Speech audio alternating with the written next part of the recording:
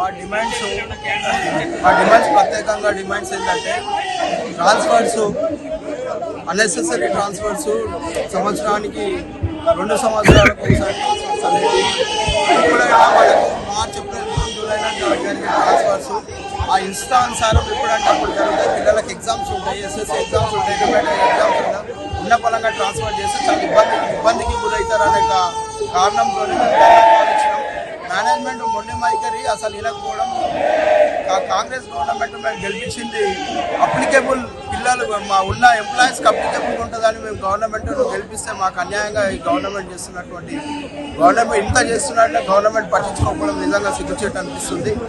ఎన్నో BRS government ఉన్నప్పుడు కాంగ్రెస్కి ఎంతో మేము సపోర్ట్ చేసి దగ్గరుండి మరి మా పిల్లలు ఇప్పుడు ఉన్న ట్రాన్స్ఫర్లు ఉన్న పరంగా చేస్తే మరి ఎంతో ఇబ్బందికి గురవుతారని మేనేజ్మెంట్ చెప్పినా మేనేజ్మెంట్ పిలిచి చర్చించకపోవడం చాలా ఇబ్బందికరంగా ఉంది. మరి ఎన్నో సంవత్సరాలు ఉన్నటువంటి ఆడిషన్ సమస్యలు, మరి ఈపీఎఫ్ టు చీఫ్ జస్టిస్ సమస్య, మరి చాలా ప్రమోషన్ల సమస్య, ఎన్నో ఏళ్ల నుండి ఒక ఇంక్రిమెంట్ కోసం ప్రమోషన్ చిన్న క్యాడర్ నుండి పెద్ద క్యాడర్ వరకు ప్రమోషన్స్ లేక చాలా ఇబ్బందిగా గురవుతున్నటువంటి తెలంగాణ ఎలక్ట్రిసిటీ డిపార్ట్మెంట్లో పట్టించుకోకపోవడం చాలా ఇబ్బందికరంగా ఉంది. దానికి అన్నిటికీ అనుకూలంగా ఈరోజు జేఏసీ అంతా కలిసి తెలంగాణ ఎలక్ట్రిసిటీ డిపార్ట్మెంట్ జేఏసీ కలిసి ధర్నా కార్యక్రమం చేపట్టింది. ప్రభుత్వం మంచిగానే ఉన్నది. ప్రభుత్వం దాకా ఈ సమస్యలు ప్రభుత్వం దాకా తీసుకుపోకపోవడం మేనేజ్మెంట్ మొండి వైఖరిది. ఈ ప్రభుత్వం దాకా తీసుకుపోయి డిస్కస్ చేసి మరి ఇట్లా ఉన్నది ఇబ్బంది.